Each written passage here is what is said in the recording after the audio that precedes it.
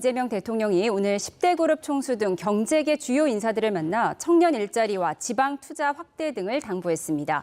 재계는 앞으로 5년 동안 10대 그룹 270조 원을 포함해 300조 원 규모의 지방 투자를 계획하고 있다고 화답했습니다. 청와대 연결합니다. 강진원 기자, 이 대통령이 재계 핵심 인사들을 청와대로 초청했다고요?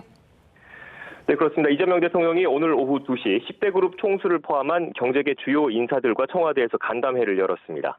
이재용 삼성전자 회장과 정의선 현대자동차그룹 회장, 구광모 LG그룹 회장, 최창원 SK그룹 부회장 등이 참석했습니다.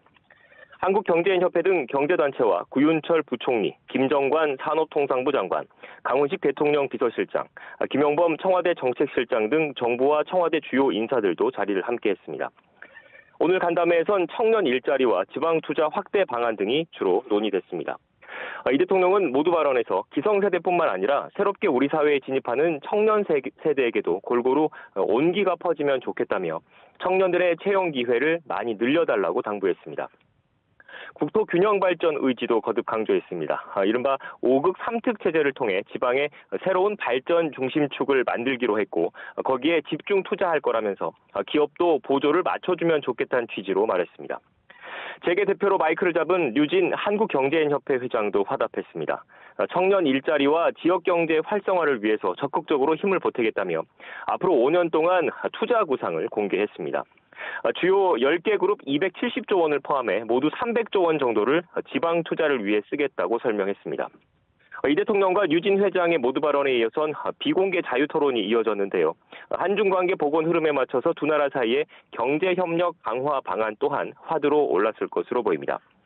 트럼프 미국 대통령이 관세 인상을 다시 압박하고 나선 상황이라 이에 대한 우리 기업의 대응책이 다뤄졌을지도 주목되고 있습니다. 네, 이재명 대통령 재계 인사들과 만나기 전에는 SNS에 부동산 정책 관련 입장을 또 올렸죠.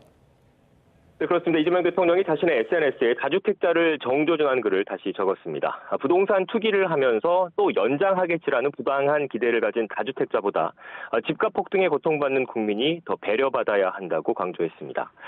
그러면서 한 신문사의 사설을 공유했습니다. 여기엔 세입자를 낀 수도권 다주택자는 집을 팔고 싶어도 팔 수 없다는 내용이 담겼습니다. 토지거래 허가구역 등으로 규제는 센데 다주택자 양도세 중과 유예 제도가 끝나는 5월 9일까지는 시간이 촉박하다는 취지입니다. 세입자의 임대차 기간이 남아있으면 그 전에 집을 처분하는 게 한마디로 쉽지 않다는 건데요. 이 대통령은 이를 두고 또 연장하겠지, 부당한 기대라는 표현을 써가면서 직접 반박에 나선 것으로 보입니다. 실제로 이 대통령은 4년 전부터 매년 종료가 예정됐던 건데 대비를 안 한 다주택자의 책임 아니냐고 꼬집었습니다. 다주택자에게 양도세를 무겁게 매기면 시장에 풀리는 집은 그만큼 줄어들 테고 뒤따르는 부작용에 정부가 결국 손을 들 것이란 일각의 전망에 거듭 선을 그은 것이란 해석이 나오고 있습니다. 이 대통령은 앞서 어젯밤엔 대통령의 집값 안정화 의지에 서울 강남 3구에서 매물 수천 개가 쏟아졌다는 내용의 기사를 올렸습니다.